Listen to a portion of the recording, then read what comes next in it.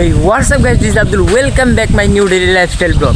তো গাইস, আজকে আপনাদেরকে দেখাবো যে আমরা কী করে আমাদের এই গ্রামটা, আমাদের দৃশ্যটা, গ্রামের দৃশ্যটা দেখাবো কীরকম দেখতে, সেটাই আপনাদের সাথে তুলে ধরার চেষ্টা করবো ইনশাআল্লাহ।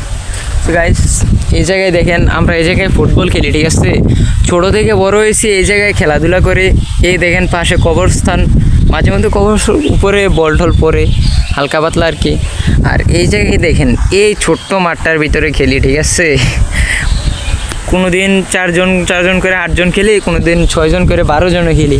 এতটুকু জায়গার ভিতরে আপনারাই বলেন, জাস্ট এতটুকু জায়গার ভিতরে খেলা যায়? হ্যাঁ।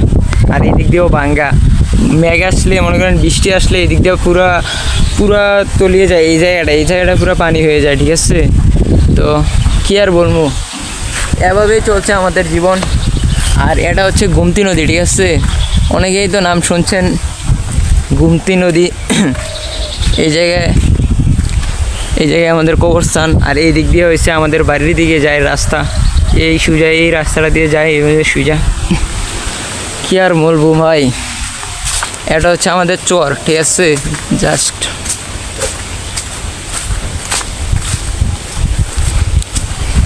গুমতি নদী।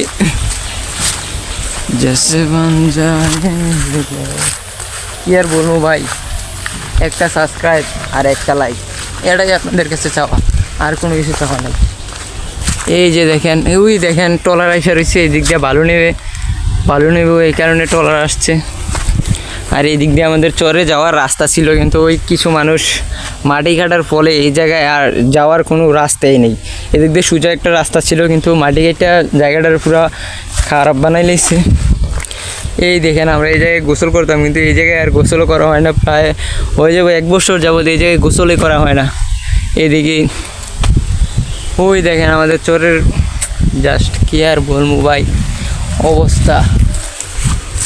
তো গাইজ, দেখলেনই তো আমাদের কি একটা অবস্থা। তো লাইক এবং সাবস্ক্রাইব করে দেবেন। ওর কি আর বেটা ভালো করলে করবি, না করলে নাই, বাদ দে।